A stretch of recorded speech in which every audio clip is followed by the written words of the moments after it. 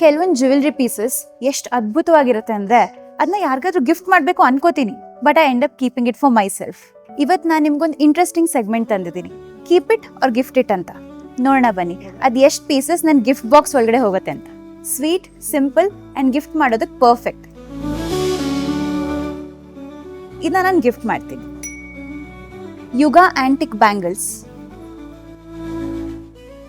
ಇದನ್ನ ನಾನು ಖಂಡಿತ ಯಾರಿಗೂ ಕೊಡಲ್ಲ, ನಾನೇ ಇಟ್ಕೋತೀನಿ.